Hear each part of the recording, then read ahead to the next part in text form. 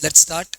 Today we are having a session on tax audit और tax audit इस बार exam में 5 to 7 marks का आने का हाई प्रोबेबिलिटी है और कोई भी टाइम वेस्ट नहीं करते हैं, सीधा स्टार्ट करते हैं. Tax audit we know all कि it is govern by section 44 AB. आपने इंस्टीट्यूट ने 50 पेज का मैट दिया है, वही 50 पेज का मैट मैं यहाँ पे लेके आया हूँ एज इट इज. मैंने इसमें क्या किया है, मैंने इस 50 पेजेस में जो वर्ड जो सेंटेंस आपको पढ़ना है बस उसका कलर चेंज कर दिया. अदरवाइज मैंने इसमें कुछ नहीं किया. दो एक सम अपनी तरफ से ऐड कर दिए, बात बाकी 5 सम आपके इंस्टीट्यूट के मैट ने दिए, एक दो सम मैंने और डाल दिए, तो मोटा मोटी 6-7 सम आज अपने करते जाएंगे. ठीक है, पहले जितना हो सके दिल से दिल तक में पढ़ लो और उसके बाद इस मैट में तो ऑलरेडी अंडरलाइन किया हुआ है, वो सब फटाफट करने का. आओ शुरू करते. पहली बात, tax audit is govern by section 44 AB. Section 44 AB कहता है कि जिन किसी भी बिजनेस का टर्नओवर 1 करोड़ से ज्यादा हो या जिस किसी भी प्रोफेशन का ग्रॉस रिसीट 50 लाख से ज्यादा हो, उन्हें टैक्स ऑडिट करानी पड़ेगी. सबको क्लियर है. टैक्स ऑडिट सिर्फ एक चार्टर्ड अकाउंटेंट कर सकता है. दो यहाँ पे वर्ड रहेगा अकाउंटेंट. अकाउंटेंट तो भैया कॉस्ट अकाउंटेंट भी है और चार्टर्ड अकाउंटेंट भी है, लेकिन बाद में इन्होंने अकाउंटेंट की डेफिनेशन को क्लियर किया, only chartered accountant. Fine. Tax audit report आपको सबमिट करनी है 30 सितंबर तक, और ऑब्वियसली जो 30 सितंबर तक टैक्स ऑडिट रिपोर्ट सबमिट करेंगे उन लोग का रिटर्न भरने का टाइम लिमिट है 31. ठीक है, तो 31 अक्टूबर को रिटर्न भरने की टाइम लिमिट है, 30 सितंबर को आपको टैक्स ऑडिट रिपोर्ट सबमिट करना है. आगे बढ़े. ठीक है, आगे बात करें. अब इसमें छोटी छोटी ग्लिचेज है. पहला ग्लिच क्या आया, पहला टेक्निकलिटी क्या आई कि मोदी सरकार ने 1 करोड़ की लिमिट को बढ़ा के 10 करोड़ कर दिया और कहा कि जिन लोगों की कैश रिसीट टोटल रिसीट का 5% के बराबर ही है, उससे ज्यादा नहीं है, एंड टोटल पेमेंट का 5% ही कैश पेमेंट है, दोनों बातें, कैश रिसीट भी 5% से ज्यादा नहीं होनी चाहिए, कैश पेमेंट भी 5% से ज्यादा नहीं होना चाहिए.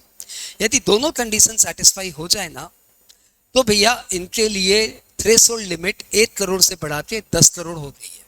ये सब बातें आपको ऑलरेडी पता है, मुझे मालूम है, बस बताते जा रहे हैं. अब इसके ऊपर एग्जाम में सम भी आ सकता है कि टोटल रिसीट का 5% निकालना है, टोटल पेमेंट का 5% निकालना है. ये बहुत ही पॉपुलर वैरायटी है, तो इसको ध्यान में रखना. तो यदि आपकी टोटल रिसीट का 5% ही कैश रिसीट है, उससे ज्यादा नहीं है, टोटल पेमेंट का 5% ही कैश पेमेंट है, उससे ज्यादा नहीं है, तो आपके लिए थ्रेशोल्ड सीलिंग 10 करोड़ है. मतलब यदि आपका टर्नओवर 9 करोड़ है, 10 करोड़ है, तब भी आपको ऑडिट नहीं करानी. 10 करोड़ से ज्यादा होगा तो ऑडिट करानी है. बात क्लियर. अब यहाँ पे जो कैश रिसीट है ना, इसमें बेयरर चेक का रिसीट भी कैश रिसीट ही माना जाएगा. उन्होंने डिफाइन किया कि कोई भी अकाउंट पे चेक, अकाउंट पे ड्राफ्ट या इलेक्ट्रॉनिक क्लियरिंग सिस्टम के अलावा कोई और तरीके से पैसे आ रहे हो तो उसको कैश रिसीट ही मानना. मतलब बेयरर चेक से आया, क्रॉस चेक से आया, तो इसको फिर आप कैश ही मानो. बात क्लियर. छोटी छोटी बातें ध्यान रखना.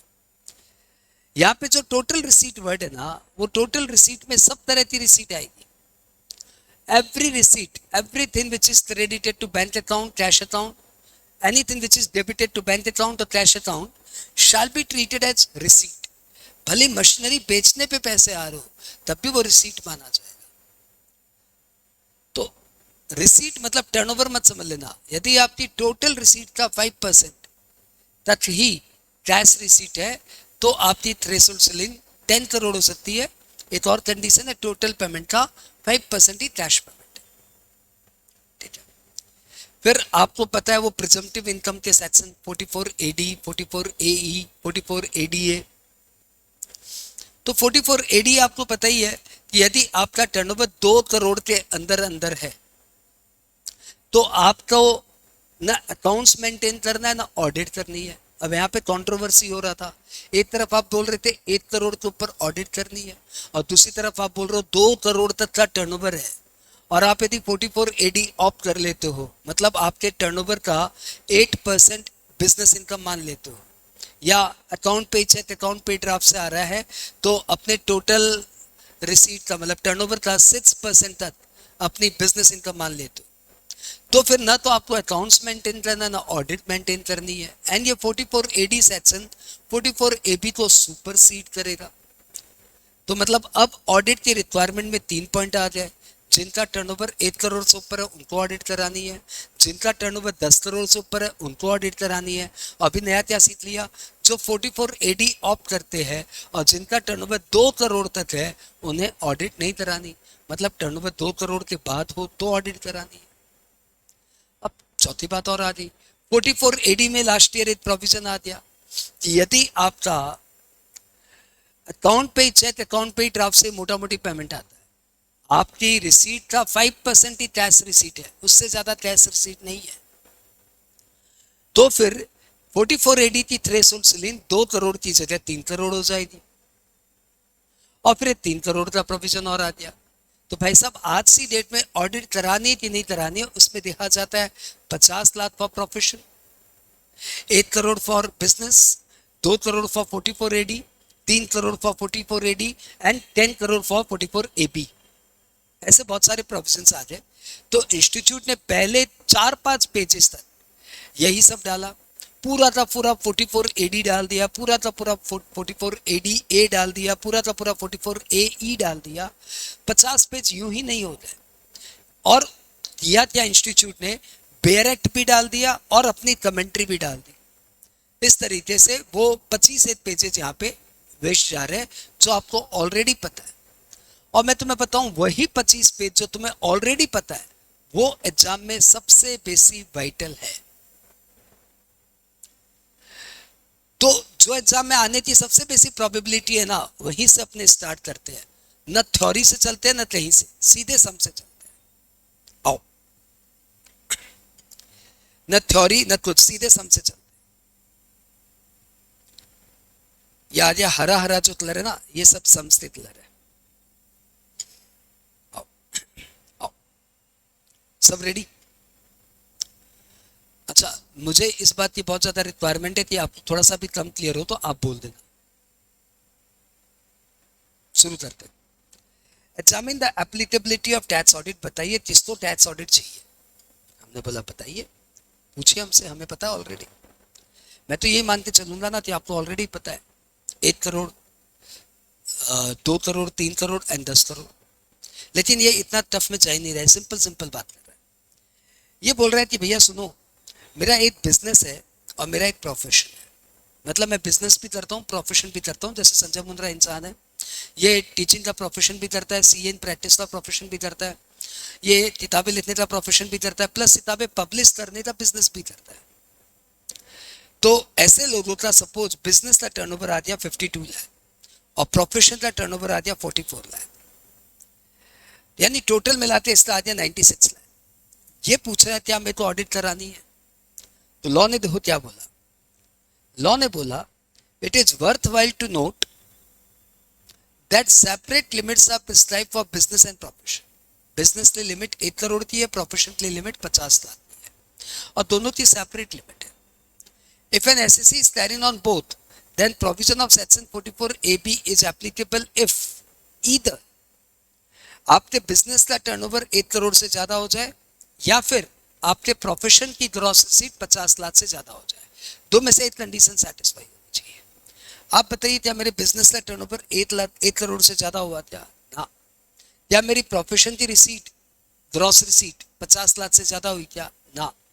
तो आंसर आ गया ना, नो टैक्स ऑडिट। आप यदि ये सोच रहे हो, आप यदि ये सोच रहे हो कि ना ना यार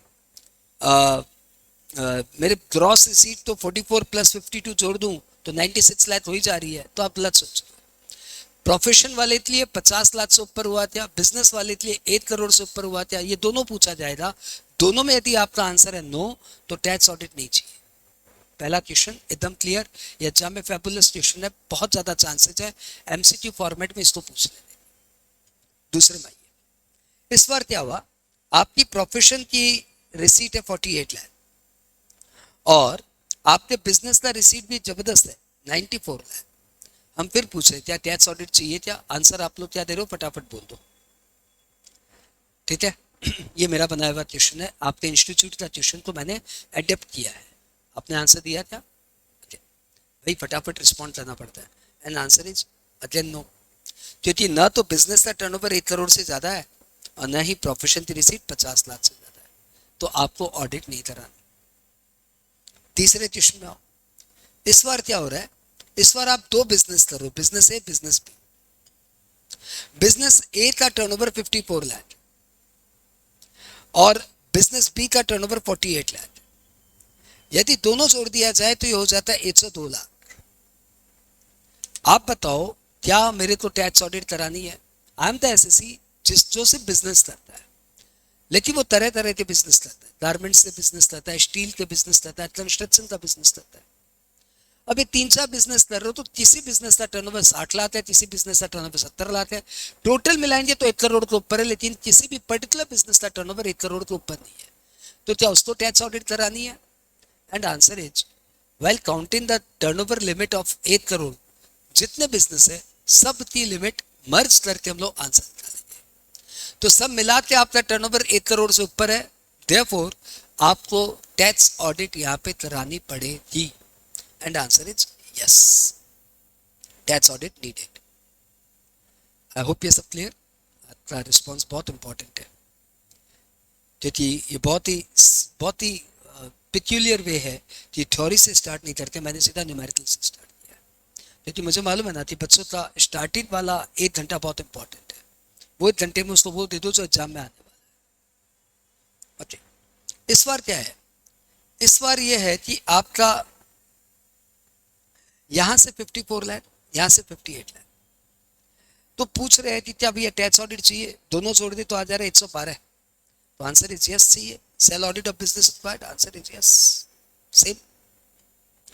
इस बार क्या है, एक का टर्नओवर 104, एक का टर्नओवर 58, ऑब्वियसली दोनों मिलाते 162। तो क्या audit required? Answer is yes. अब क्लाइंट पूछ रहा है कि देखिए सर इसकी तो ऑडिट करा रहा हूं, क्या इसकी ऑडिट करानी है? मतलब मेरा रिटेल, सपोज ये बिजनेस है मेरा गारमेंट का बिजनेस, और ये मेरा साइड में कंस्ट्रक्शन का बिजनेस और चल रहा है। तो मेरे गारमेंट के बिजनेस से मैं ऑडिट करा ले रहा हूँ, तो क्या मैं तो कंस्ट्रक्शन बिजनेस से भी ऑडिट करानी? क्या दोनों बिजनेस से ऑडिट कराऊं? दोनों का सेपरेट अकाउंट है, और सीए बोल रहा है कि दूसरे का ऑडिट करने का एक्स्ट्रा फीस लगेगा, तो क्या उसका कराना है क्या? And answer is yes, both to be audited.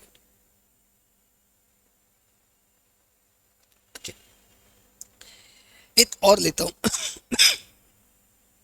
आप आंसर देना। नंबर 6, ये पीडीएफ आपको मिल जाएगा इमीडिएट, आ ही क्या होगा आपके ग्रुप में। यहां का टर्नओवर है सपोज 104 लाख, और एक छोटा सा प्रोफेशन कर रहा हूं, उसका टर्नओवर है 7 लाख। ऑडिट चाहिए क्या? आंसर इज यस, क्योंकि आपके बिजनेस का टर्नओवर 1 करोड़ से ज्यादा हो गया। फिर से पूछ रहा हूं क्या प्रोफेशन की ऑडिट चाहिए? क्योंकि प्रोफेशन का टर्नओवर सिर्फ 7 लाख है, चाहिए कि नहीं चाहिए? तो आंसर इज जब ऑडिट हो रही है तो होगी, पूरे पीजीपीपी की ऑडिट होगी। And answer is yes. Question number 2 पे आते हैं सब साथ में।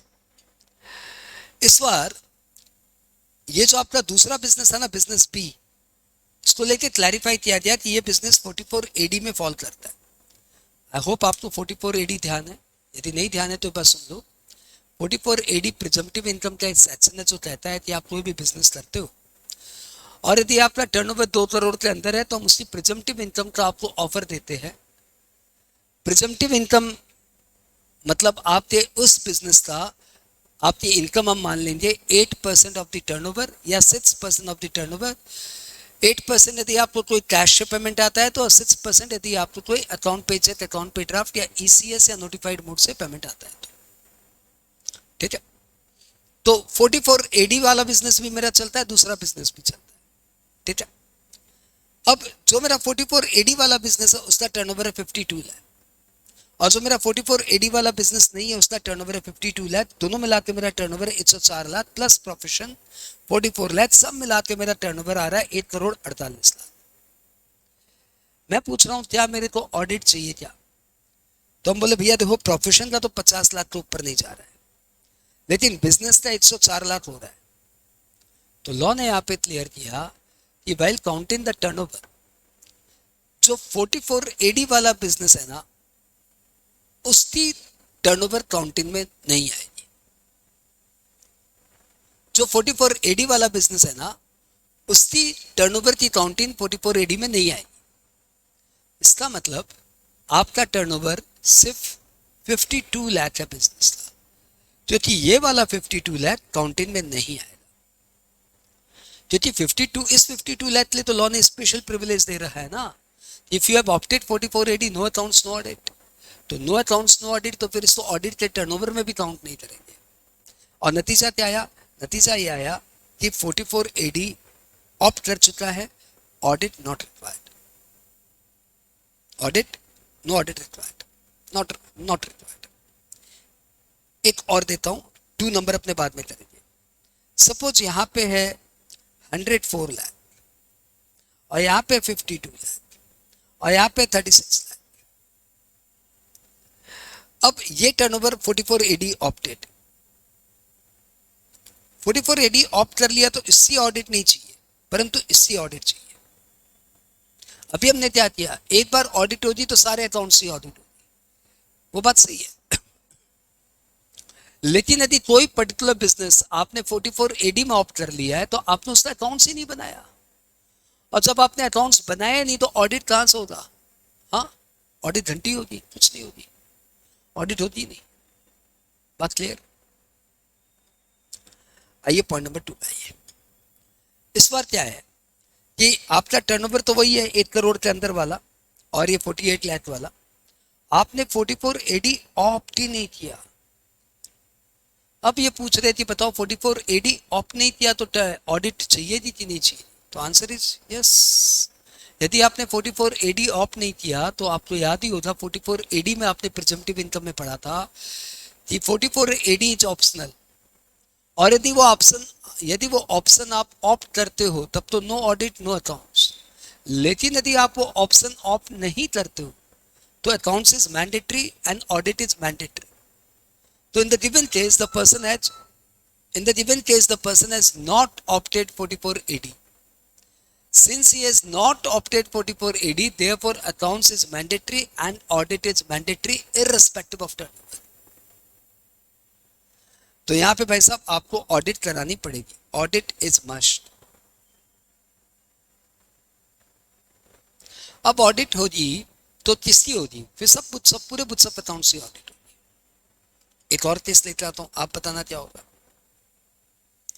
एक बंदा है जिसका केस नंबर 4, हाँ केस नंबर 4, उसका बिजनेस है का टर्नओवर 10 लाख, और बिजनेस बी जो कि 44 AD में फॉल करता है उसका टर्नओवर 40 लाख, और उसने 44 AD ऑप्ट नहीं किया, AD not opted. 44 AD opt नहीं किया मतलब उसको ऑडिट करानी पड़ेगी, तो ऑडिट इज रिक्वायर्ड। ये तो बात क्लियर होगी। 44 AD is not opted, hence audit is required. अब ये पूछ रहा है कि सर क्या मेरे को बिजनेस ए की भी ऑडिट करानी है? देखिए मेरा टर्नओवर 1 करोड़ के अंदर है, देखिए मेरा 44 AD वाले का मैं ऑडिट करवा लिया हूँ, क्या इसकी भी करानी पड़ेगी? तो answer is audit is required of both business. एक बार बिजनेस खुल गया तो सबकी ऑडिट चाहिए। तो आपने इंस्टीट्यूट ने जो दिया था हमने उसको बहुत हायर लेवल पे ले जाके किया। इलस्ट्रेशन 1 इंस्टीट्यूट का एडेप्टेड है, इलस्ट्रेशन 2 मैंने अपने आप बनाया, और इलस्ट्रेशन 1 और 2 में जो मैंने एडिशन किया वो तो आपके सामने है। एग्जाम में ये वाला क्वेश्चन बहुत पॉपुलर है। यदि आपको एकदम क्लियर है तो पहले आप हाँ बोल दो, नहीं तो फिर ऐसे सम और कर लो, क्योंकि एग्जाम में आएगा तो यही आएगा। भाई देखो मेरे को मतलब पैक नहीं करना है, मुझे आपको 5 नंबर दिलाने हैं। तो पहले बताओ ये वाला हो गया कि ऐसा एग्जाम और करने का है? फटाफट जल्दी जल्दी बताओ यार, तुम लोग थंब इंप्रेशन दे दो आते जो भी करना है। और यार इसमें से कई लोग तो नए नए ज्वाइन कर रहे हैं ना, उनको पता नहीं हाउ टू रिस्पॉन्ड।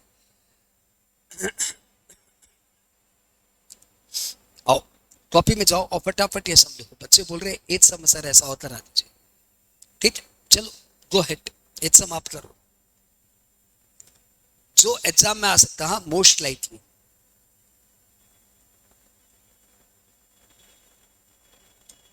आप एक बिजनेस करते हो, बिजनेस का नाम मैंने रख दिया ए।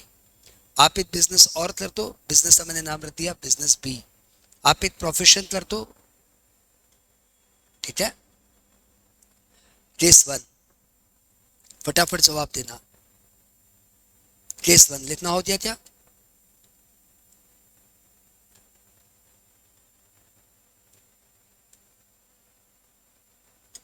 लिखना हो गया, फटाफट जवाब दो। ओके, ठीक है। यदि आपकी लिखने की स्पीड बहुत ज्यादा धीरे है ना, तो आप मत लिखो, आराम से पहले दे दो। बिजनेस ए, टर्नओवर है 30 लाख। बिजनेस कुछ नहीं, प्रोफेशन का रिसीट है 20 लाख। आई होप आपका आंसर आ गया। नो, नहीं नहीं और 90 लाख। आई होप आपका आंसर आ गया यस। क्योंकि प्रोफेशन की थ्रेशोल्ड सीलिंग 50 लाख है, 50 लाख पार होती ही ऑर्डर चाहिए। 120 लाख। आई होप आपका आंसर आ गया यस। क्योंकि बिजनेस की थ्रेशोल्ड सीलिंग 1 करोड़ है, 1 करोड़ पार होती ऑर्डर चाहिए। 60 लाख, 60 लाख। आई होप आपका आंसर आ गया यस। क्योंकि जब बिजनेस का थ्रेशोल्ड लिमिट काउंट करते हैं तो सारे बिजनेस तो जोड़ लेते हैं।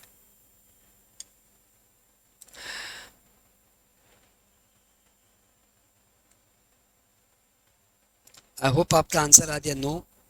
क्योंकि बिजनेस और प्रोफेशन दोनों की लिमिट काउंट नहीं करते, बिजनेस के लिए अलग देखते हैं, प्रोफेशन के लिए अलग देखते हैं।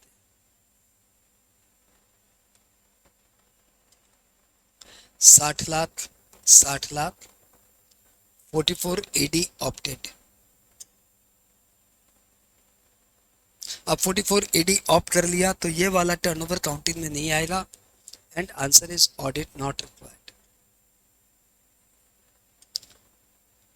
20 lakh, 30 lakh. Eligible for 44 AD but not opted. 44 AD के लिए एलिजिबल था लेकिन ऑप्ट नहीं किया। अरे तब तो ऑडिट रिक्वायर्ड है। यस, 7 में से किसी में कोई डाउट है तो पॉइंट नंबर बता दो कौन से में डाउट है। अदरवाइज ये क्वेश्चन तुम्हारा हो गया। एग्जाम में इससे आने की प्रोबेबिलिटी हाई है। सबसे बेसी इंपॉर्टेंट क्वेश्चन यही है। पढ़ लो, बहुत सारी चीजें पढ़ लो, लेकिन सबसे बेसी इंपॉर्टेंट ये है। ये तो आएगा ही आएगा। अबे 3 नंबर पे आएगा कि 1 नंबर पे आएगा, बस इसी में थोड़ा लोचा है। 5 नंबर पे आएगा कि 1 नंबर पे आएगा, इसी में लोचा है। आएगा तो सही वाला। अच्छा भाई साहब हो जाइए, हाँ बोलिए या बोलिए, नंबर बताइए जिसमें डाउट है। ओके। अरे भाई साहब लाइफ मतलब खाली टीचर लाइफ नहीं, स्टूडेंट ऑल्सो भी मस्ट ऑल्सो भी लाइफ। ठीक है, तो भैया पहला क्वेश्चन खत्म। अब दूसरे क्वेश्चन में आने के पहले मैं दूसरे क्वेश्चन से रिलेटेड आपको थ्योरी एक बार बता दूं। मोदी सरकार आई और हम सीए वालों के ऊपर एक एकदम मतलब क्या बोलते ना, ऐसे हमारे साथ मोदी सरकार ने किया ना, क्या बोले। हमारी दुनिया अच्छी तरह से चल रही थी। 1 करोड़ के ऊपर होते ही ऑडिट वॉज मैंडेटरी। और 1 करोड़ तो इतना छोटा टर्नओवर है कि हर रिटेल काउंटर का भी 1 करोड़ के ऊपर टर्नओवर हो जाता है। तो हमारे पास ऑडिट भर भर के आ रही थी।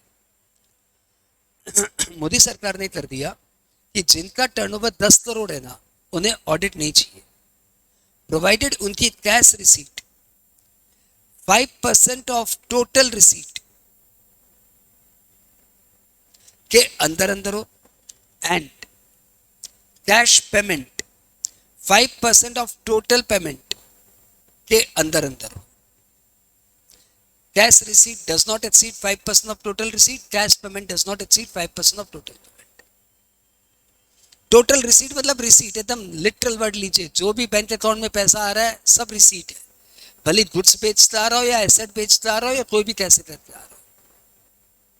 और जो भी पेमेंट है, भले गुड्स के लिए पेमेंट हो या एक्सपेंडिचर के लिए पेमेंट हो या एसेट परचेस के लिए पेमेंट हो, सारे पेमेंट पेमेंट है। तो उनको कंसिडर करिए और फिर बताइए कि क्या यदि आप ये दोनों कंडीशन सेटिस्फाई कर दो तो आपकी थ्रेशोल्ड सीलिंग 1 करोड़ की जगह 10 करोड़ हो जाएगी। और इसी थीम पे सम बना दिया इन्होंने। यदि उनको थोड़ा मजा आया कि नहीं यार टफ दे, तो हो सकता है इस टर्म में 5 नंबर का देते, लेकिन अगले टर्म में तो ये 1 नंबर का एमसीक्यू के लायक है एकदम इजी। ड्राफ्टिंग थोड़ा सा टफ लग रहा है। और शुरू करिए।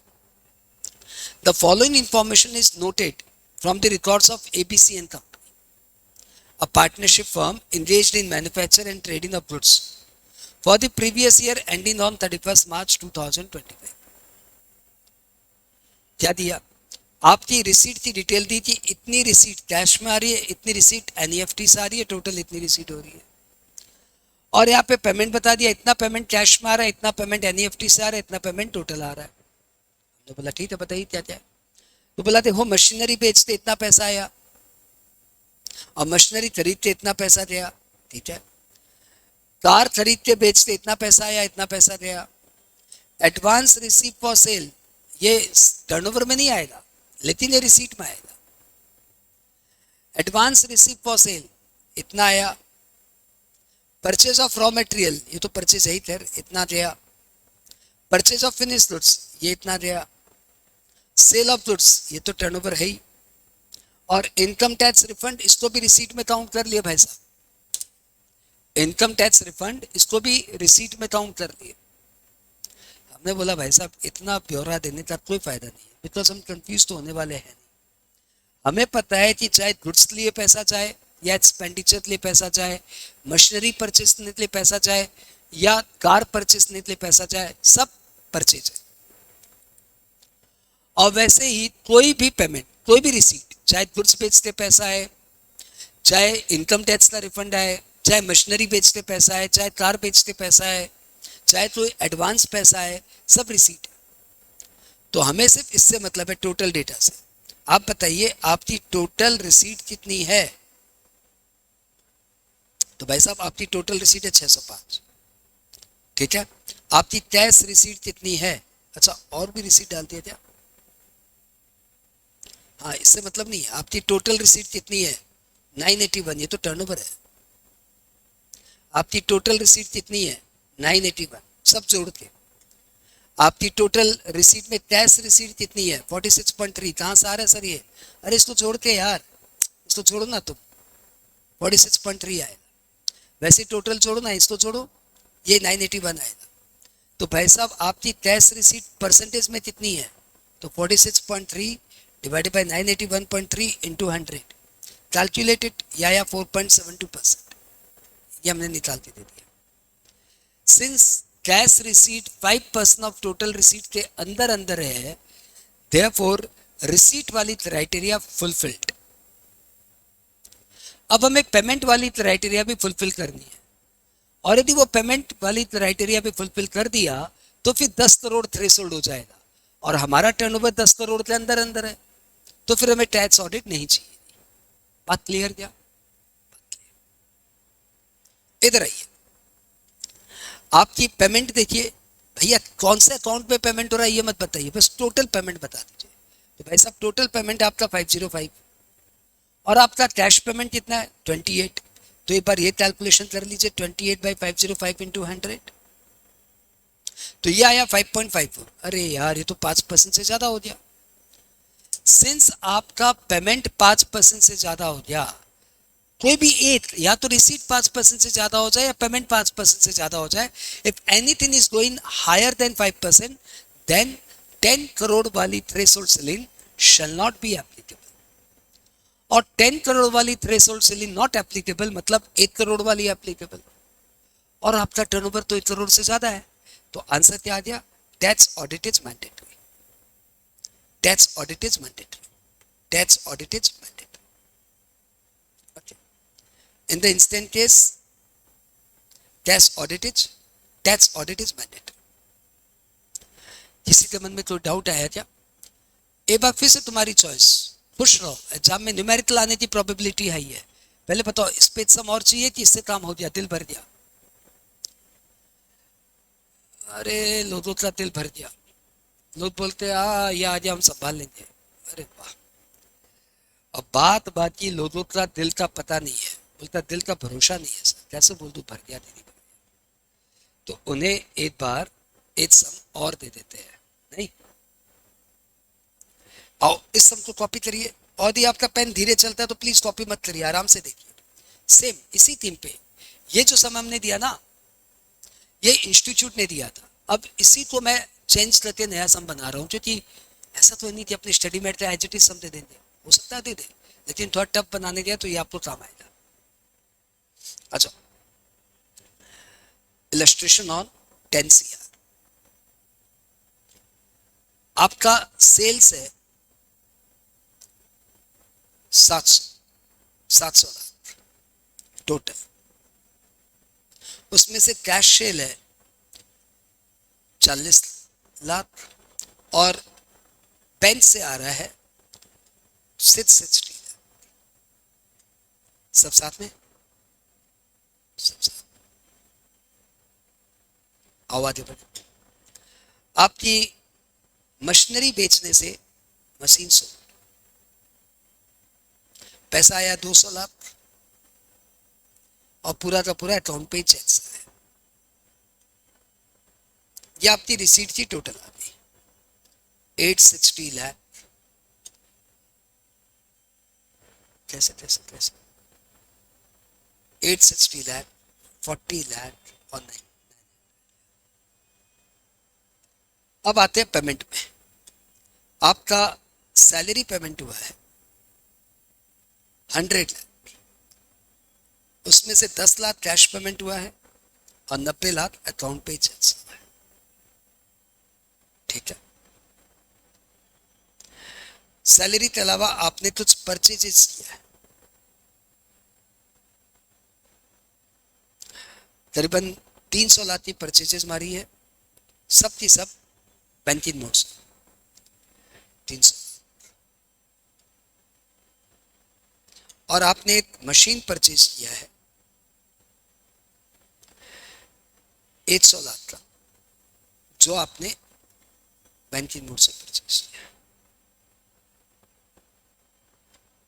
ठीक है, मैं डेटा एक बार थोड़ा सा चेंज करता हूँ। यहाँ पे 400 कर देता हूँ, यहाँ पे भी 400 कर देता हूँ, यहाँ पे 1100 कर देता हूँ, यहाँ पे 1060 कर देता हूँ। चेंजेस क्लियर है? Changes clear.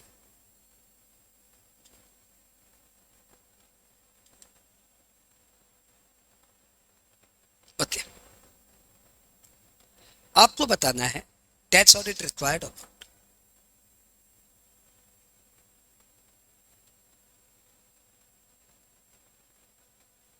Take your time, आपको मैंने समय दिया 3 मिनट का, आराम से पेन चलाइए और मुझे बताइए टैक्स ऑडिट चाहिए कि नहीं चाहिए।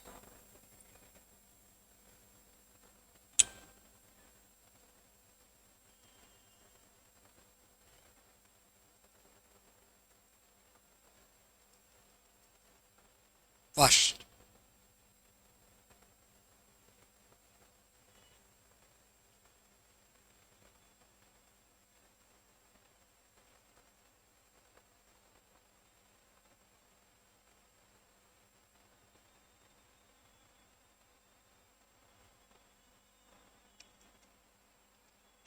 Waiting for your reply. देखो, सारे टीचर्स लास्ट मोमेंट में क्या करते हैं, बच्चों का मोटिवेशन हाई रखने की कोशिश करते हैं। अच्छी बात है, वो वही कराते हैं जो इंस्टीट्यूट के मैट में दिया हुआ है, दूसरा सब कराते नहीं है। बच्चा देखता है, उसको लगता है क्लियर हो गया मेरा, वो खुश है कि हाँ मेरा हो गया, परंतु लॉलीपॉप देने से क्या काम होगा? एग्जाम में तो कुछ भी आ सकता है ना, नया आ गया तो क्या करोगे? इसलिए मैं एक बार थोड़ा सा डिफरेंट ट्राई कर ले रहा हूँ और आपको बता देना चाह रहा हूँ कि भैया देखो कुछ भी आ सकता है, आप कंफर्म हुई है कि आपको कॉन्सेप्ट क्लियर है कि नहीं क्लियर है? हाँ, फास्ट।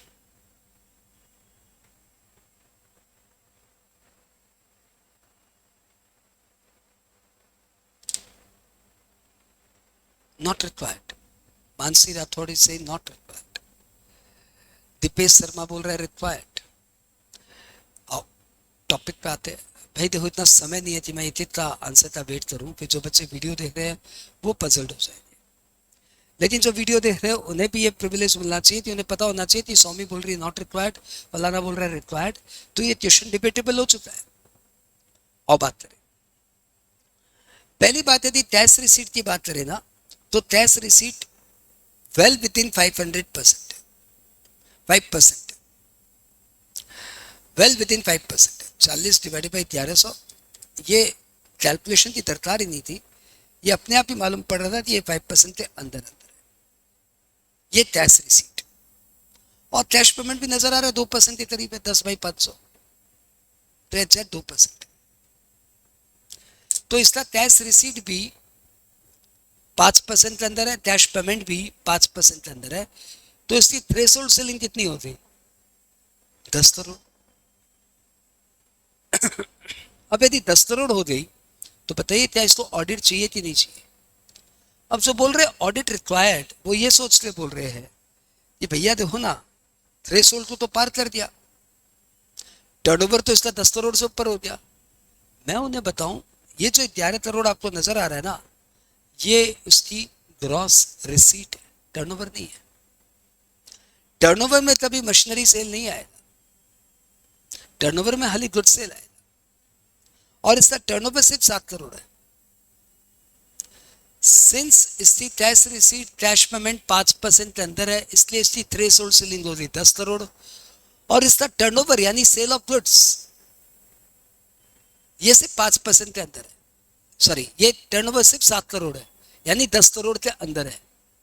माना इसकी ग्रॉस रिसीट 10 करोड़ से ज्यादा है, लेकिन सेल तो 10 करोड़ के अंदर ही है ना, देयरफॉर ऑडिट नॉट रिक्वायर्ड।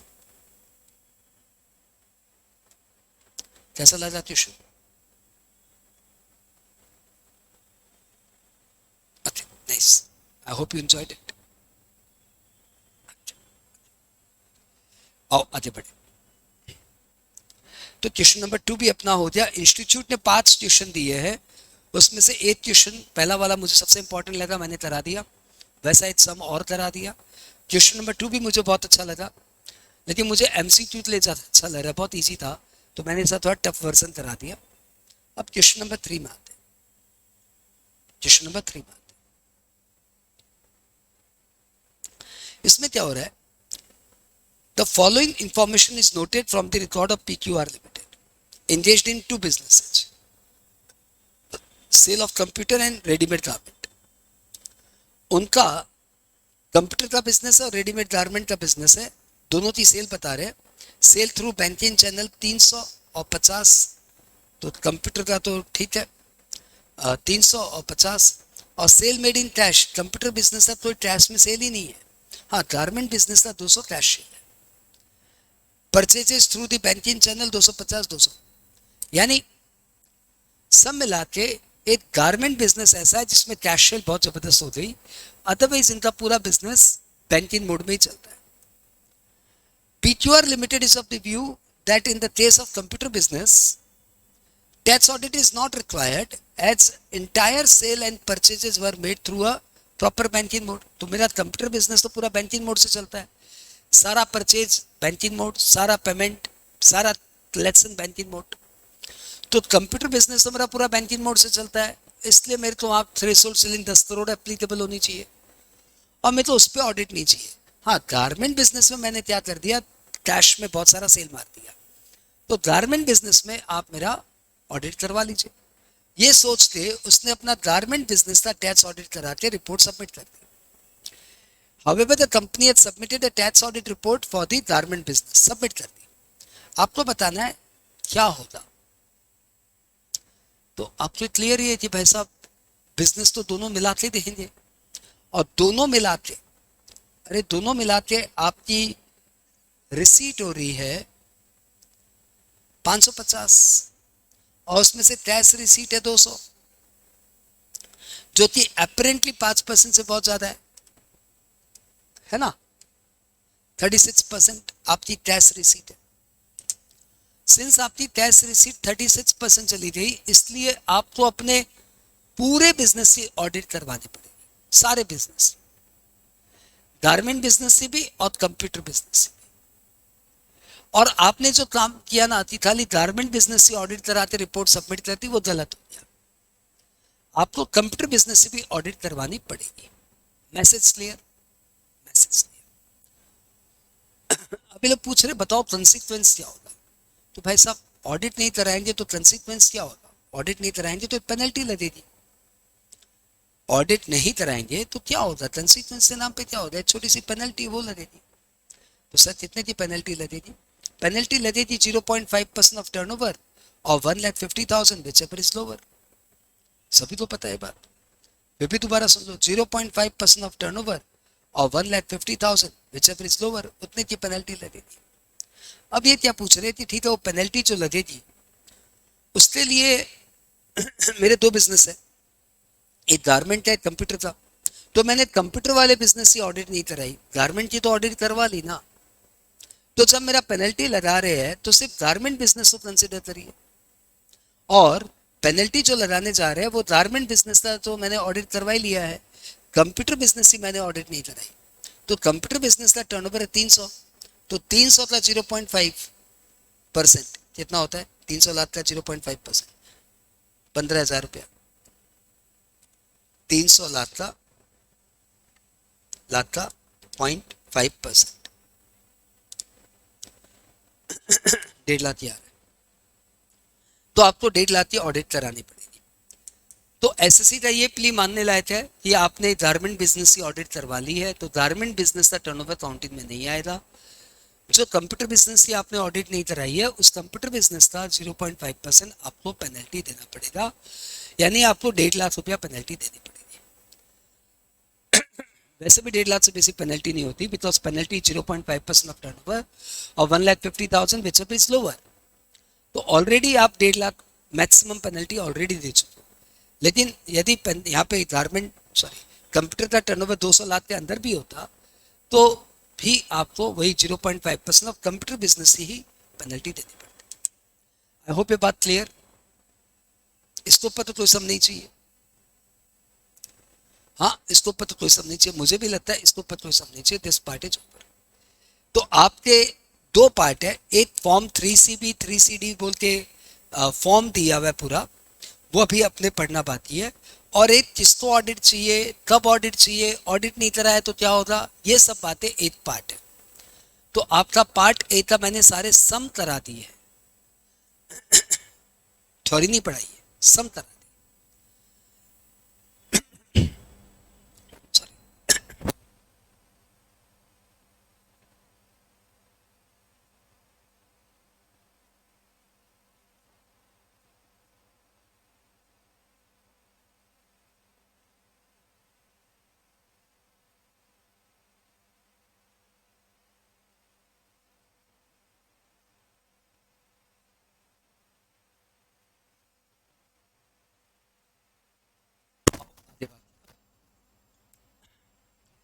अब अपने क्या करते हैं, जो थ्योरी पढ़नी चाहिए ना, एग्जाम में आ ही सकता है ना पूरा थ्योरी लिखने, उसको फटाफट पढ़ लो।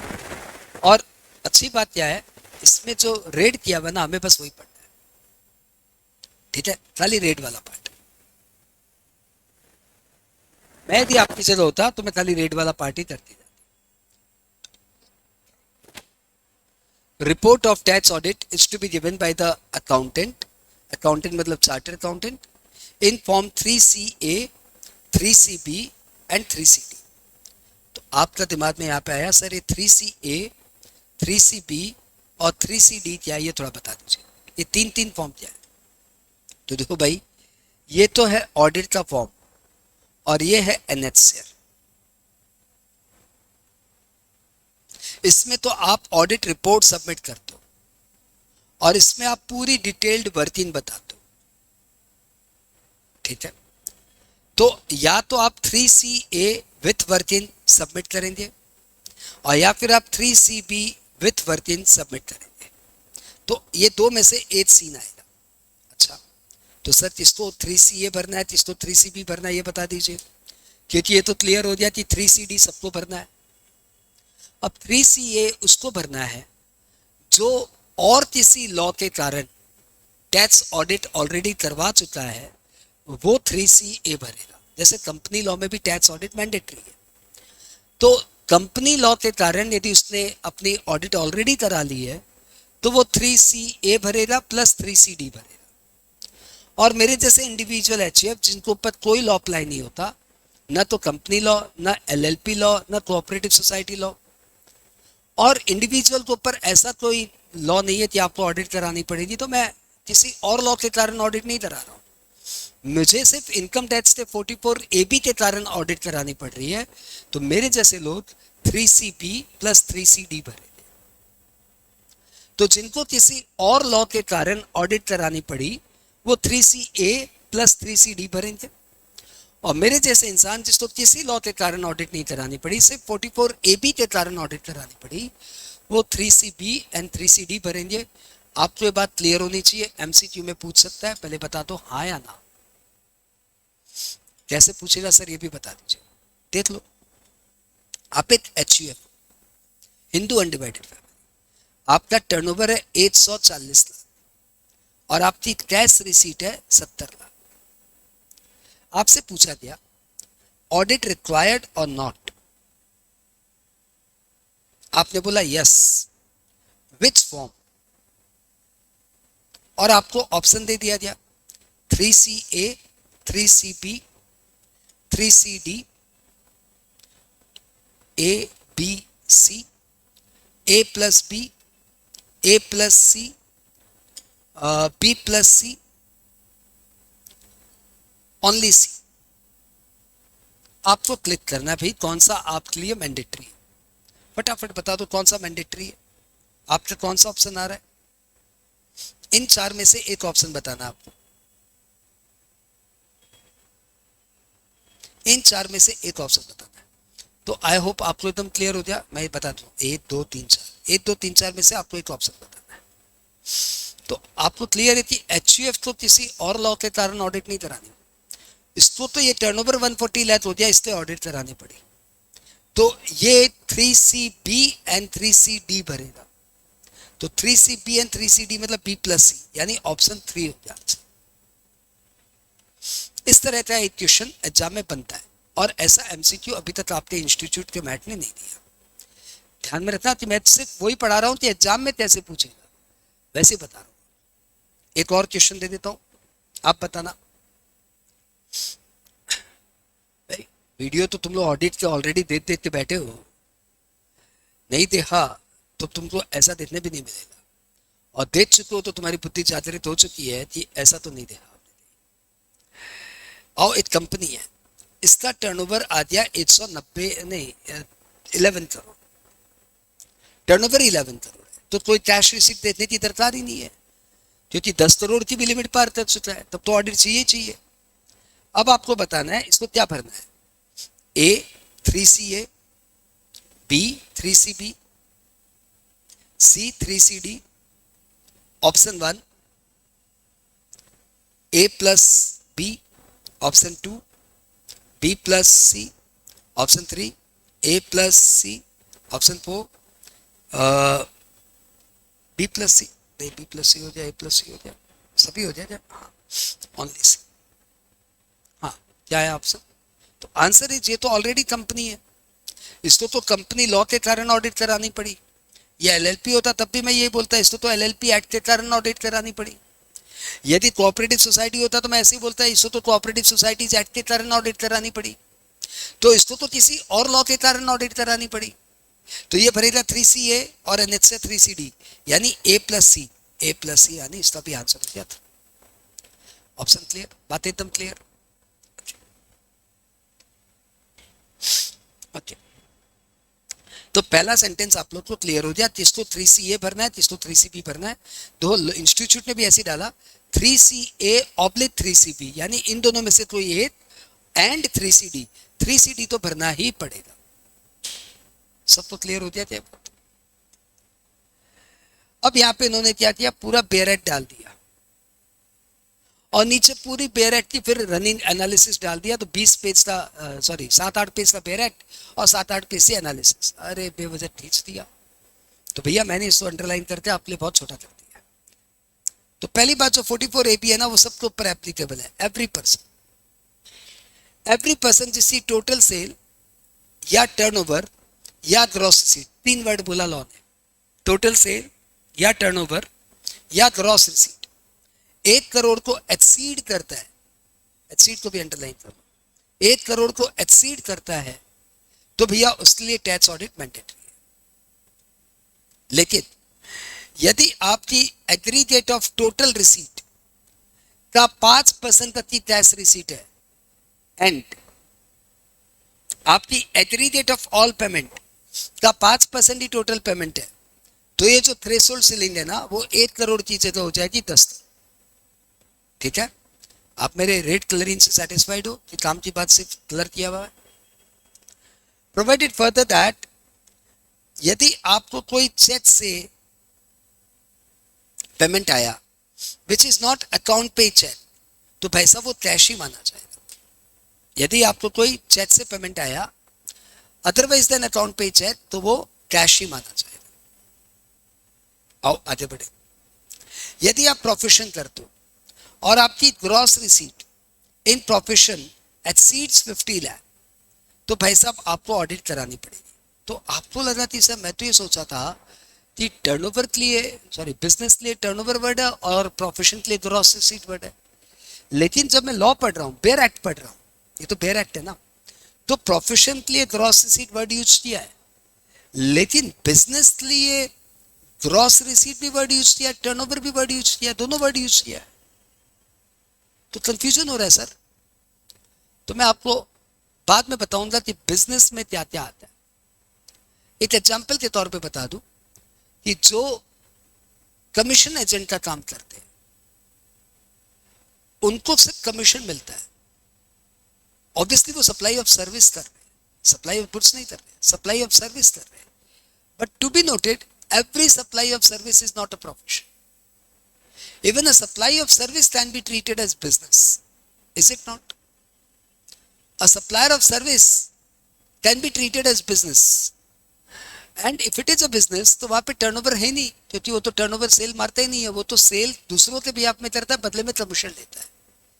तो यहाँ पे उसका कमीशन के लिए टर्नओवर से बेटर वर्ड रहेगा ग्रॉस रिसीट।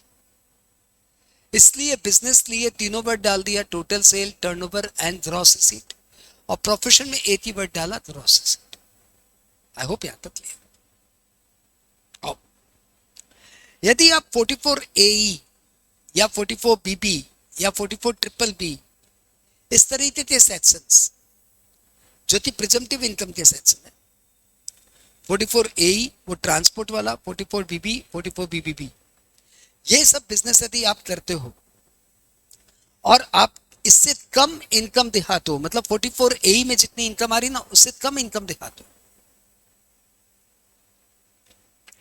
कम इनकम दिखाओगे तो ऑडिट चाहिए जी। तो यहां पे आपको ऑडिट चाहिए जी, बात क्लियर। वैसे यदि आप प्रोफेशन करते हो, 44 AD से लोअर इनकम दिखाते हो, तो आपको ऑडिट चाहिए जी। यहाँ पे तो वही बात चले ना, जिसको ऑडिट चाहिए। तो हमने बताया जिनका टर्नओवर 1 करोड़ के ऊपर है उनको ऑडिट चाहिए, जिनका टर्नओवर 10 करोड़ के अंदर है, लेकिन 1 करोड़ वाली लिमिट 10 करोड़ हो जाएगी यदि आप ये 5% वाली क्राइटेरिया फुलफिल करते हो। फिर प्रोफेशन में बोला जिससे 50 लाख से ऊपर उनको ऑडिट चाहिए। फिर बोला जो 44 AE ऑप्ट करते हैं लेकिन जो 44 AE से कम इनकम दिखाते हैं उनको ऑडिट चाहिए, जो 44 ADA से कम इनकम दिखाते हैं उनको ऑडिट चाहिए। ओके, और जो 44 AD ऑप्ट नहीं करते, 44 AD है उनके लिए लेकिन 44 AD ऑप्ट नहीं करते, उनको ऑडिट चाहिए। 44 AD के लिए एलिजिबल है लेकिन 44 AD ऑप्ट नहीं करते, मतलब उससे कम इनकम दिखाते, उनके लिए भी ऑडिट मैंडेटरी है। That is accounts of such previous year audited by a chartered accountant before the specified date. अब यहाँ पे स्पेसिफाइड डेट का मतलब, स्पेसिफाइड डेट का मतलब 30 सितंबर। आपको 1 month prior to due date आपको रिटर्न भरना, 1 month prior to due date of return आपको ऑडिट रिपोर्ट सबमिट करनी है। मुझे लग रहा है ये बात सबको पता है, इसलिए मैंने यहाँ पे लाल लाल नहीं किया। ठीक है, यदि आपको नहीं पता कि ऑडिट रिपोर्ट 30 सितंबर तक भरनी पड़ती है तो आप लाल कर लो भाई साहब, आगे बढ़ेगा। यदि आप 44B वो बोट वाला या 44 BBA वो एयरक्राफ्ट वाला, यदि वो प्रिजम्पटिव इनकम फॉलो करते हो तो ऑडिट नहीं चाहिए, क्योंकि वही बात है ना, audit not accounts not maintained. Provided also that in case where such person is required by or under any other law, यदि किसी लॉ, अदर लॉ में, कंपनी लॉ में, कोऑपरेटिव सोसाइटी लॉ में, LLP एक्ट में, किसी दूसरे law में यदि आपको ऑडिट करवानी थी, वहां पे आपने ऑडिट करवा ली ऑन और बिफोर 30 सितंबर और रिपोर्ट सबमिट कर दी, तो फिर 44 AB आपके ऊपर अप्लाई नहीं होता, वही माना जाएगा कि भैया कंप्लायंस हो गया।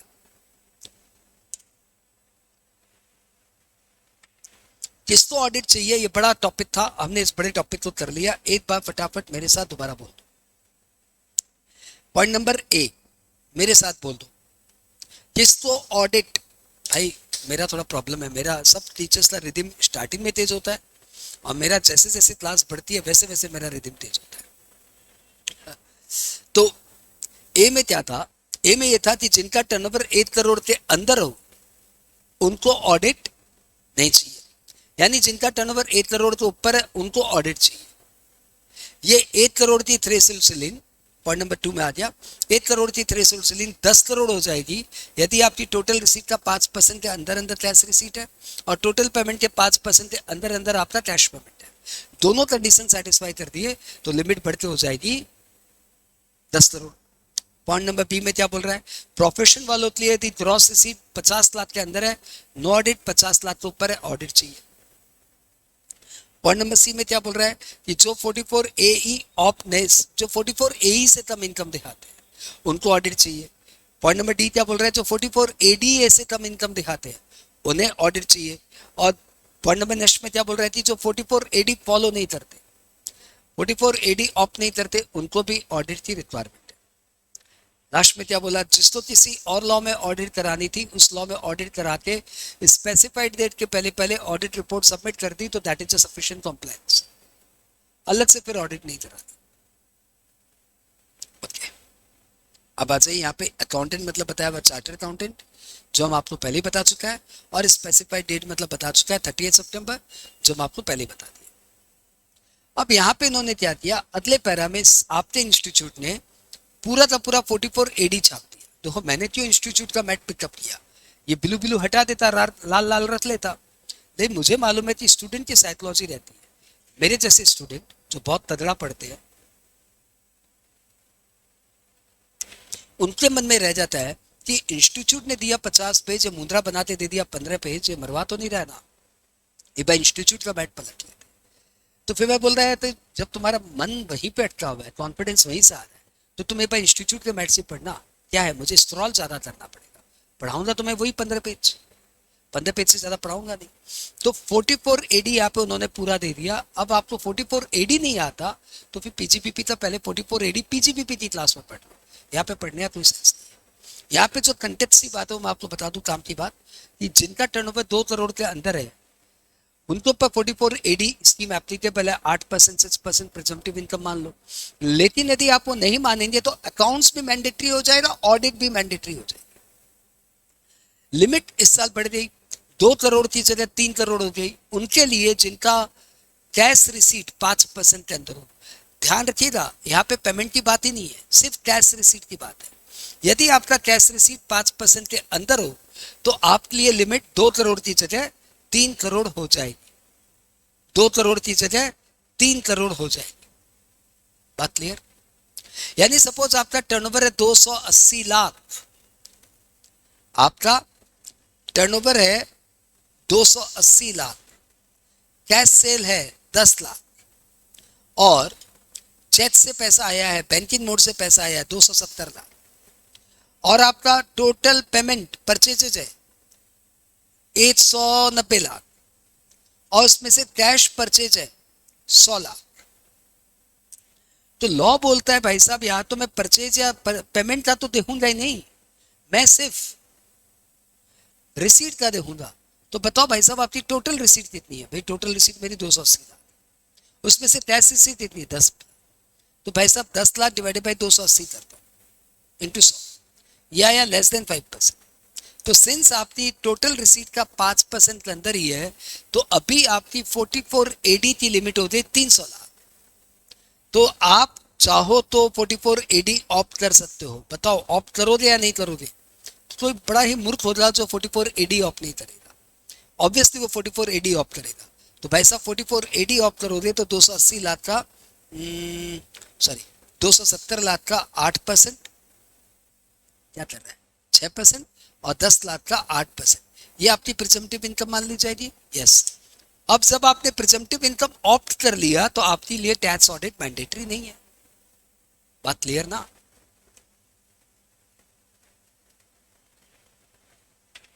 जो प्रिजम्पटिव इनकम ऑप्ट कर लिया उनके लिए टैक्स ऑडिट मैंडेटरी नहीं है, खत्म बात। 44 AD में इतने सारे पेजेस मैंने आपके पलटवा दिए जो आपके इंस्टीट्यूट में दे रहे थे।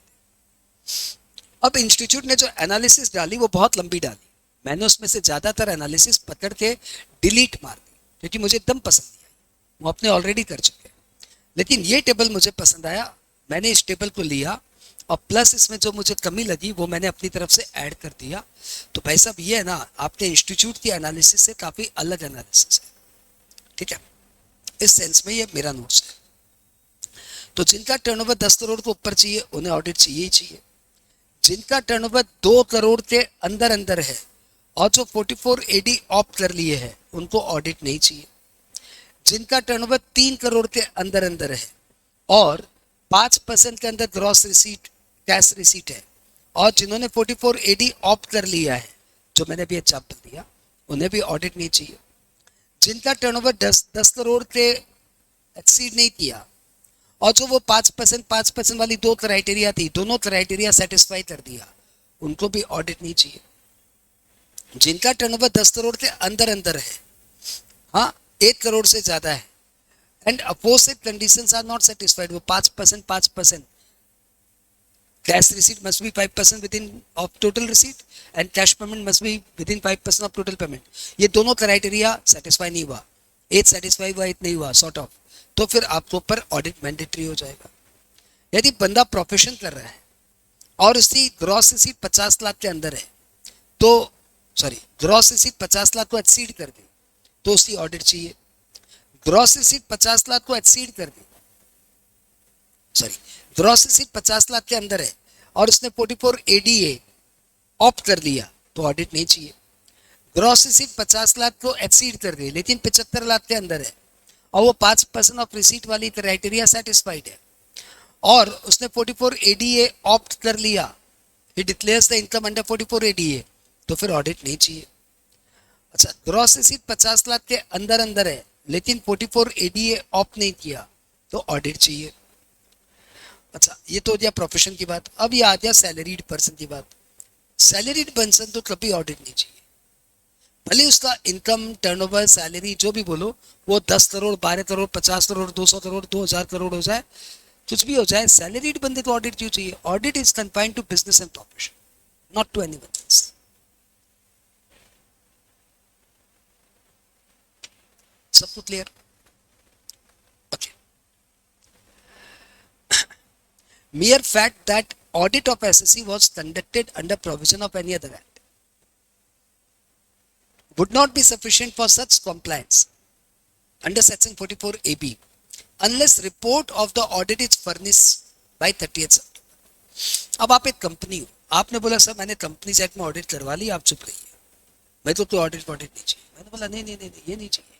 आपने कंपनी एक्ट में ऑडिट करा ली, कंपनी के रजिस्ट्रार को आपने ऑडिट रिपोर्ट सबमिट कर दी, नाइस, लेकिन इनकम टैक्स डिपार्टमेंट को 30 सितंबर तक आपको फॉर्म 3CA एंड 3CD देना पड़ेगा। यदि आप नहीं देंगे तो ये 44 AB का कॉम्प्लायंस नहीं माना जाए। आप ये नहीं बोल सकते मैं तो ऑलरेडी ऑडिटेड हूँ, नहीं नहीं, ऑडिटेड अच्छी बात है, लेकिन 3CA और 3CD आपको ऑडिट रिपोर्ट सबमिट करनी पड़ेगी। ये इस लाल पॉइंट पे अलग से दिया हुआ है, मुझे लगा हो सकता है पूछ ले इसलिए मैंने लाल कर दिया। अच्छा, अब अगला पैरा इंस्टीट्यूट ने क्या दे दिया? ये पैरा इंस्टीट्यूट ने भर भर के दे दिया, 2-3 पेज का।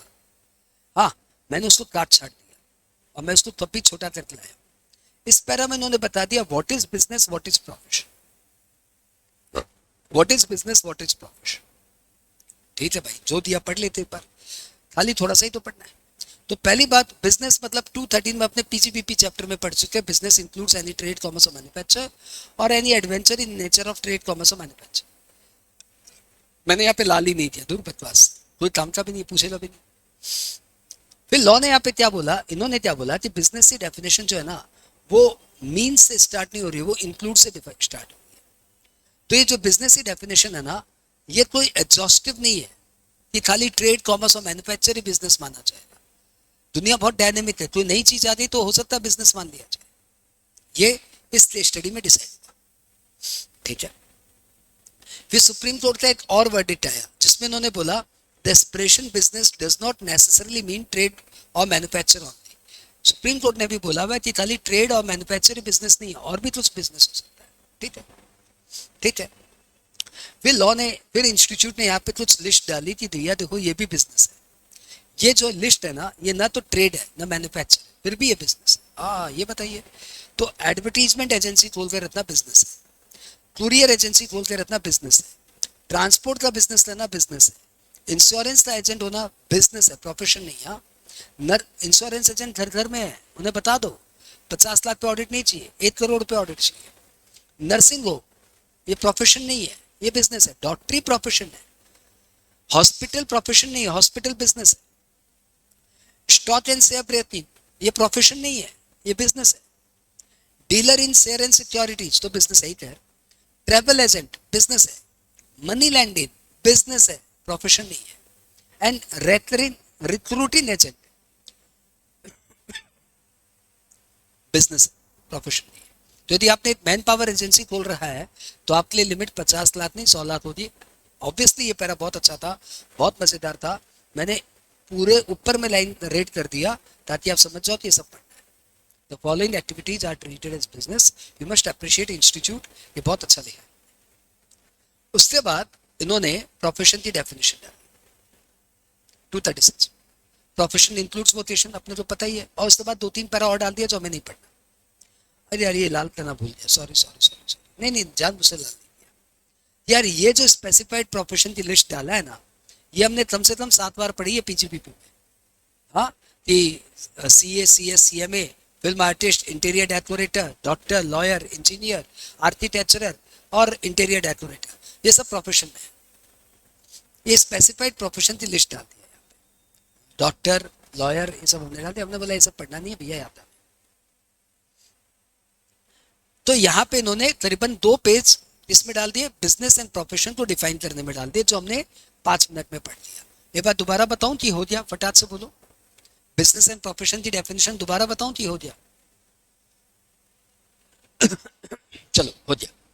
अब इन्होंने ये जो पैरा डाला ना वो बहुत मजेदार है, मजेदार है, लेकिन मैंने इस पैरा को भी बहुत कट पिट के लाल छोटा सा कर दिया। इन्होंने बोला कि सेल्स में क्या आएगा और टर्नओवर में क्या आएगा और ग्रॉस रिसीट में क्या आएगा। सपोज मेरी सेल है 700 लाख 70 लाख और 70 लाख पे मेरा जीएसटी लगा हुआ है, से ऐसे बोल देता हूँ 30 लाख 32 लाख का, तो मेरा सेल हो जा रहा है 102 लाख। तो whether GST shall be included in turnover और नॉट, क्वेश्चन आ रहा है। वैसे ही मेरा सेल 105 लाख और सेल रिटर्न है 7 लाख, तो मेरा 98 लाख हो गया। तो क्या मेरा ऑडिट रिक्वायर्ड है कि ऑडिट नॉट रिक्वायर्ड है? ये क्वेश्चन भी बहुत प्यारा है। या सपोज मेरी सेल है 102 लाख और मैंने ट्रेड डिस्काउंट दे दिया 1 लाख का। ट्रेड डिस्काउंट तो सेल में काउंट ही नहीं होता। मैंने कैश डिस्काउंट दे दिया 3 लाख का, तो मैं बोल रहा हूँ भैया मेरा तो सेल 99 लाख ही हुआ ना, कैश डिस्काउंट तो टर्नओवर में माइनस होता है। तो मैंने बोल दिया भैया ये तो माइनस होता है, तो मेरे को ऑडिट नहीं चाहिए। तो ये सब क्वेश्चन के लिए आपको क्लैरिटी चाहिए कि टर्नओवर मतलब क्या, ग्रॉस रिसीट में क्या आएगा क्या नहीं आएगा। बताओ मजेदार टॉपिक है कि नहीं है? थोड़ा थोड़ा अपने आप को बताओ कि मजेदार टॉपिक है भाई, पढ़ना अपने को। ऐसे घड़ी देख देख के पढ़ोगे ना तो बस खराब हो जाएगा। मजेदार टॉपिक है तो मजे में पढ़ेंगे, मजेदार चीजें या नया चीज सीखेंगे। आओ, खाली लाल लाल पढ़ना पैसा। इन्होंने बोला देखो भैया हमारा इनकम टैक्स लॉ तो ऐसा कुछ डिफाइन नहीं करता कि टर्नओवर क्या होता है। इनकम टैक्स लॉ डिफाइन नहीं करता। हाँ, जीएसटी लॉ में टर्नओवर की डेफिनेशन है वो एग्रीगेट टर्नओवर, वो आप जीएसटी लॉ में घोट के पीछे तो कि टर्नओवर मतलब सेक्शन 2(6) वो टर्नओवर मतलब वो 6 आइटम। कौन कौन से 6 आइटम? अरे वो it includes exempted supply, taxable supply, export and it does not include GST. तो वो सब यहाँ पे तो काम करने, लेकिन इन्होंने यहाँ पे ठोक दिया, चेप दिया, लो भैया सेक्शन यहाँ पे टर्नओवर की डेफिनेशन डाल दी। कंपनीज एक्ट में भी टर्नओवर की डेफिनेशन दी हुई है, चाहो तो पढ़ लो, लेकिन मुझे नहीं लगा कि ये सब दरकार है। बोल दिया सुन दिया, ये सब लॉ ने डाला है। लेकिन मुझे ये बड़ा प्यारा लगा, ये the table below details the given the treatment of common item, ये बता रहा है कि इसमें क्या आना चाहिए क्या नहीं आना चाहिए। तो बोला देखो ट्रेड डिस्काउंट एक्सक्लूड कर, मतलब यदि आपने 102 लाख की सेल मारी है और ट्रेड डिस्काउंट उसमें 3 लाख है तो एक्सक्लूड करके बोलो मेरा टर्नओवर 19 है। लेकिन कैश डिस्काउंट एक्सक्लूड मत करो, लेकिन कैश डिस्काउंट एक्सक्लूड मत करो। टर्नओवर डिस्काउंट तो ट्रेड डिस्काउंट का दूसरा नाम है, तो टर्नओवर डिस्काउंट बोले तो एक्सक्लूड कर दो। Commission on sale not to be excluded, वो टर्नओवर का ही पार्ट है।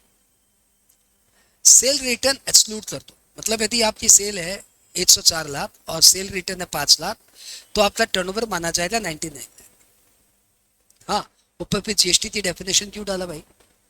हाँ, जीएसटी फालतू कंफ्यूज करेगा, तो यहाँ पे बस इतना बोल दिया सेल रिटर्न माइनस।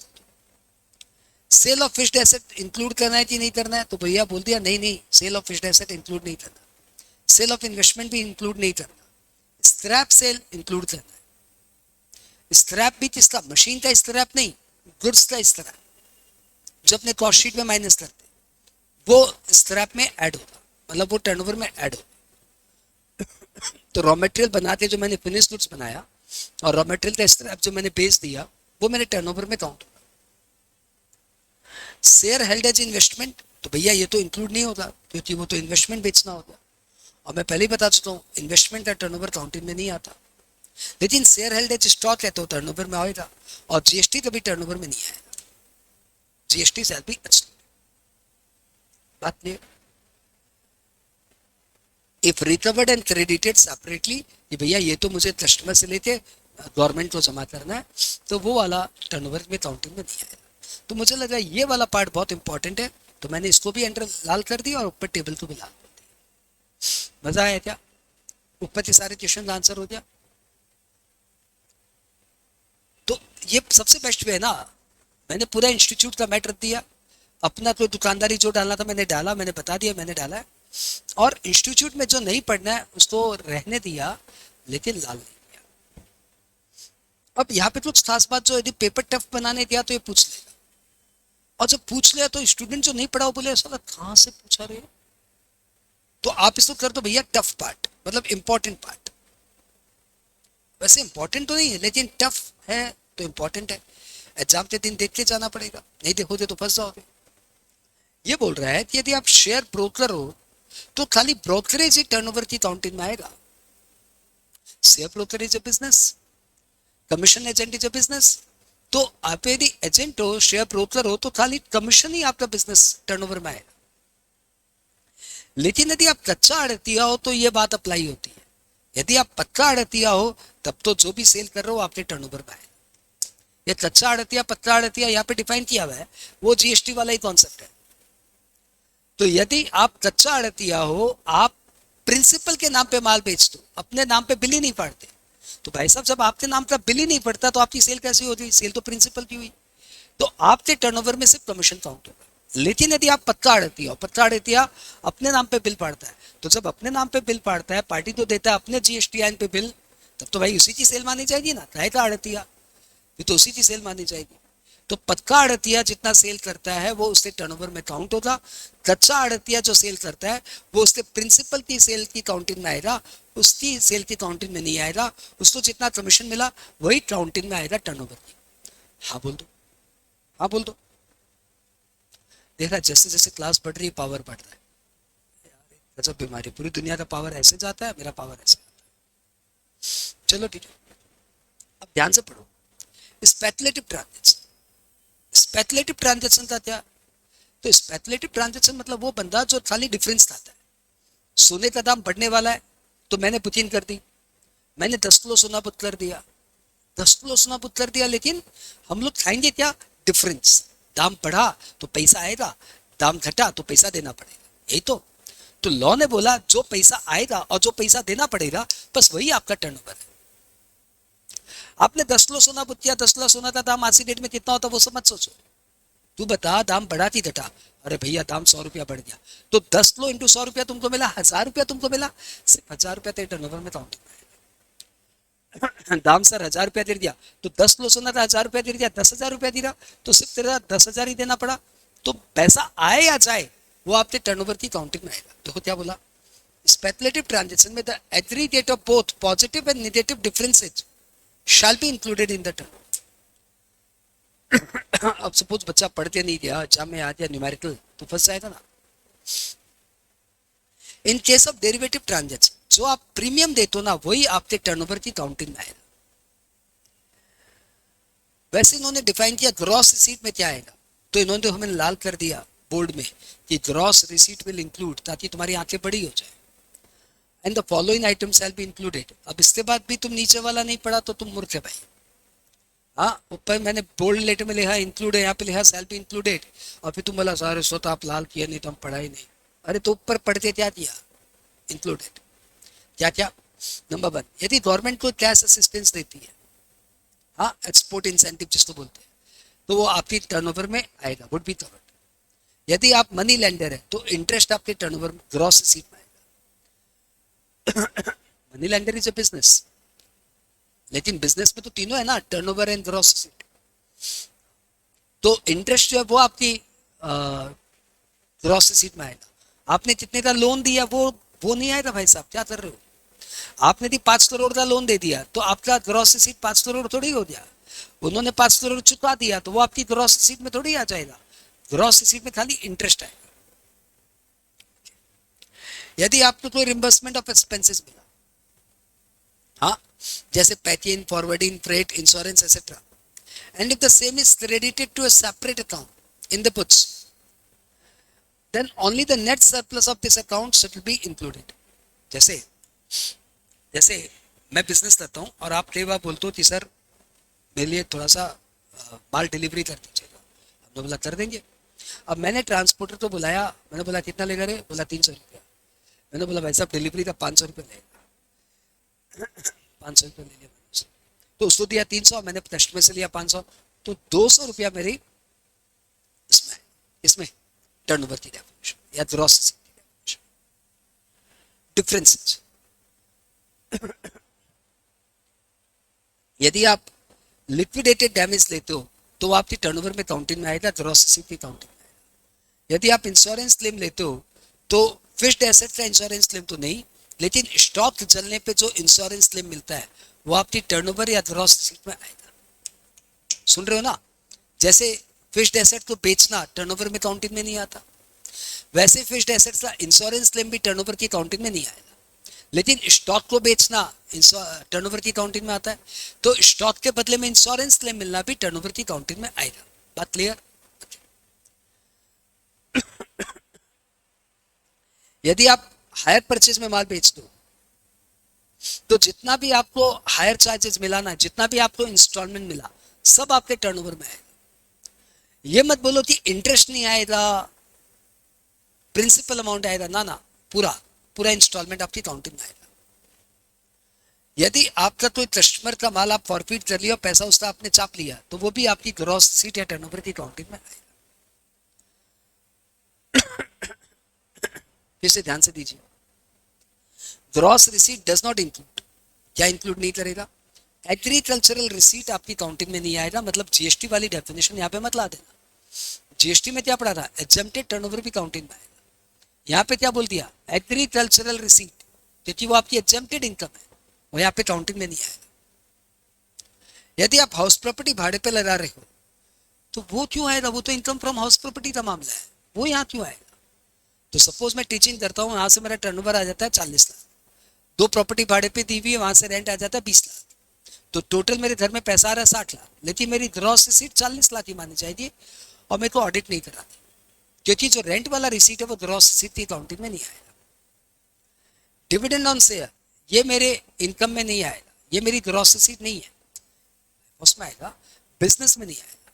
क्यों, क्योंकि डिविडेंड तो मैंने इन्वेस्टमेंट की तरह इन्वेस्ट किया था, उसमें मेरी ग्रॉस रिसीट की काउंटिंग में नहीं आएगा। लेकिन यदि मैं शेयर को स्टॉक की तरह रखता हूँ, आई डील इन शेयर, तब तो फिर डिविडेंड मेरी ग्रॉस रिसीट में आएगा। Interest income taxable under the आईपॉस, ये कभी ग्रॉस रिसीट में नहीं आएगा। जैसे डिविडेंड, सीधी सी बात है, आईपॉस का रिसीट, हाउस प्रॉपर्टी का रिसीट, ये बिजनेस की ग्रॉस रिसीट में नहीं आएगा। ठीक है। यदि आप पार्टनरशिप फर्म से प्रॉफिट लेते हो, शेयर ऑफ प्रॉफिट, तो वो आपकी टर्नओवर की काउंटिंग में नहीं आएगा, क्योंकि वो एग्जम्प्टेड है।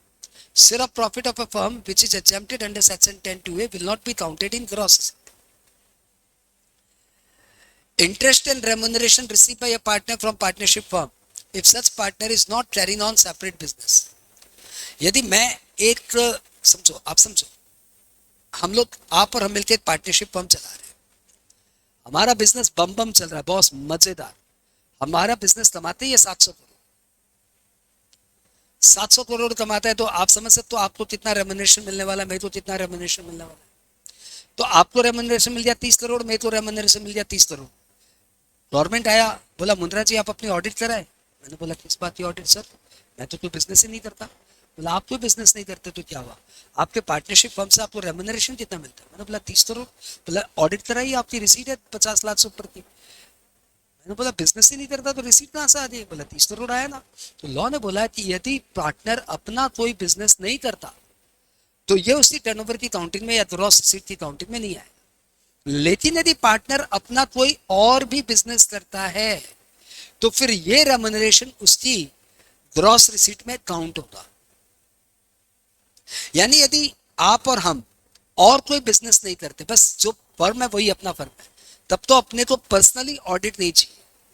लेकिन सपोज इसके अलावा अपने ट्यूशन और कर लेते हैं थोड़ा बहुत, वहां से कोई 10-1 लाख का टर्नओवर आ जाता है, तो भाई साहब टोटल आपका 50 लाख से ज्यादा हो गया, 1 करोड़ से ज्यादा हो गया, आपको ऑडिट करानी पड़ेगी।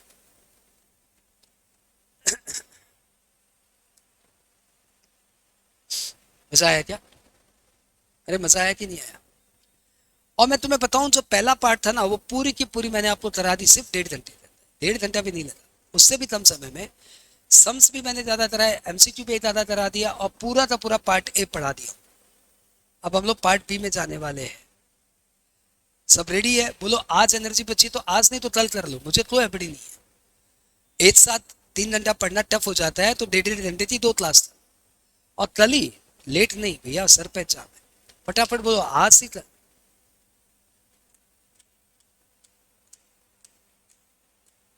माई सजेशन इज 1.5 घंटे की 2 क्लास, ताकि फ्रेश एनर्जी से आप पूरा का पूरा सीख पाओ। मेरा ये सजेशन है, क्योंकि धीरे धीरे अभी आप फेड आउट होंगे, जो चीज आने वाला है तो अच्छा नहीं आने वाला है। और 15 मिनट और पढ़ते हैं, फिर अपने कल के लिए शिफ्ट हो जाते हैं। 15 मिनट और पढ़ते हैं, 15 मिनट और। दीपेश की इच्छा थी और पढ़ने की, चलो 15 मिनट और पढ़ते हैं।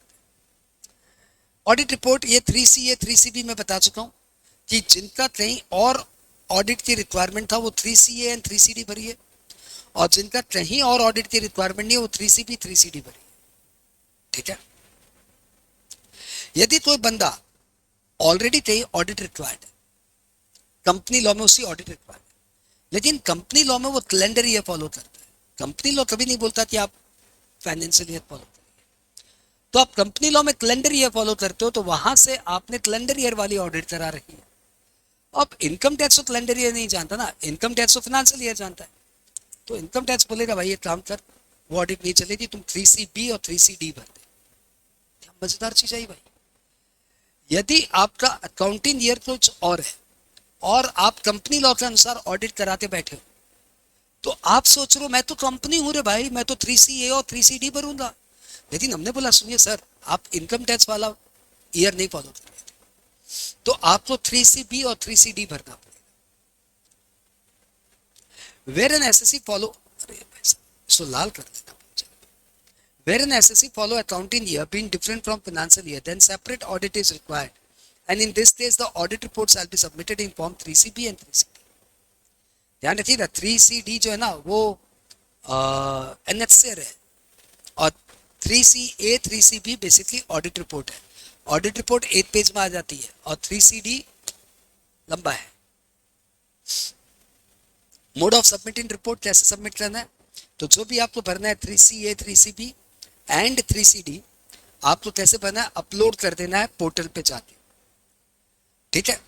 डिजिटल सिग्नेचर लगाना है टैक्स ऑडिटर का, तो टैक्स ऑडिटर डिजिटल सिग्नेचर लगा के 3CA 3CD अपलोड कर देगा या 3CB 3CD अपलोड कर देगा।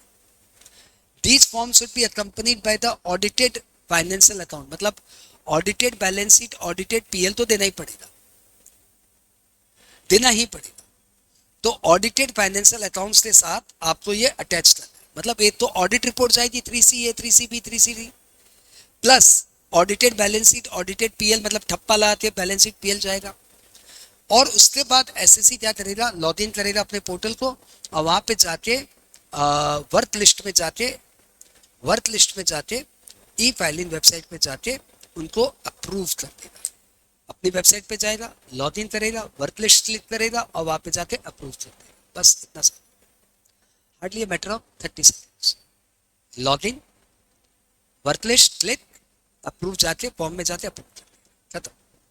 तो एसएससी तो कोई काम नहीं करना, लेकिन ऑडिटर तो काम करना है। वो पूरा 3CA 3CD या 3CB 3CD पूरा फिल करके सबमिट।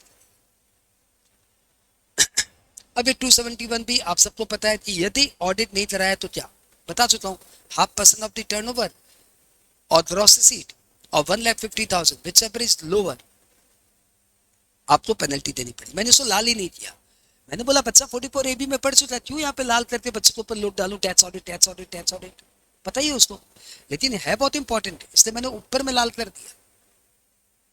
हाँ, अब इसके ऊपर वो क्वेश्चन ध्यान रखना कि आपका कंप्यूटर का बिजनेस है और रिटेल बिजनेस है, गारमेंट का बिजनेस है। आपने गारमेंट वाले बिजनेस की ऑडिट करा ली, ऑडिटेड रिपोर्ट भी सबमिट कर दी, कंप्यूटर वाले बिजनेस की आपने ऑडिट नहीं कराई, तो अभी जब पेनल्टी लगेगी ना तो 0.5% ऑफ कंप्यूटर वाले बिजनेस की पेनल्टी लगेगी। बड़ा इंपॉर्टेंट था, बड़ा वाइटल था, आपके इंस्टीट्यूट के मैट ने क्वेश्चन डाला भाई, तो इंपॉर्टेंट भी है, टफ है, इंपॉर्टेंट है, बिना पढ़े ध्यान नहीं रहेगा। तो ये क्वेश्चन सबको क्लियर? अरे हाँ बोलो। जब टैक्स ऑडिट सिलेबस में नहीं था ना, तब भी ये पेनल्टी एग्जाम में बहुत पूछता था, यानी पेनल्टी तो इनका शुरू से ही फेवरेट है। ऊपर से इन्होंने एक अच्छा क्वेश्चन डाल दिया, तो इन्होंने ये क्वेश्चन तो पूछना चाहिए, भले एमसीक्यू में पूछे। अब 3CA 3CB का एक डिफरेंस देख लीजिए, एक कंपैरेटिव स्टडी पढ़ लीजिए 3CA 3CB। तो मैंडेटरी ऑडिट जिनका किसी और लॉ में है वो 3CA भरता है, जिनका मैंडेटरी ऑडिट नहीं है वो 3CB भरता है। ये एप्लीकेबल होता है कंपनी में, एलएलपी पे, कोऑपरेटिव सोसाइटी पे, ये एप्लीकेबल होता है इंडिविजुअल एचयूएफ फर्म में, क्योंकि इंडिविजुअल एचयूएफ फर्म का या तो कोई लॉ ही नहीं है, और यदि लॉ है, पार्टनरशिप एक्ट लॉ है, तो उसमें ऑडिट मैंडेटरी नहीं है। सपोर्टिंग डॉक्यूमेंट ये 3CD लगाएगा, ये भी 3CD लगाएगा, तो डिफरेंस नहीं है, ये सिमिलैरिटी है, यानी दोनों ही 3CD लगाएंगे और दोनों ही audited balance sheet PL submit करेंगे। ओपिनियन, यहाँ पे the tax auditor is not required to give the opinion, क्योंकि वो ओपिनियन अपनी ऑडिट रिपोर्ट में दे चुका है, लेकिन फॉर्म 3CA के साथ उसको copy of audited financial statement, copy of audit report जो ओपिनियन वहां दिया था दूसरे लॉ में, और फॉर्म 3CD सबमिट करना पड़ेगा। यहाँ पे सिंस उसने पहले कभी ओपिनियन नहीं दी, तो यहाँ पे उसको ओपिनियन देना पड़ेगा, गिव हिज ओपिनियन, और लेकिन इसमें भी इसको audited balance sheet, audited PL देना पड़ेगा और फॉर्म 3CD देना पड़ेगा।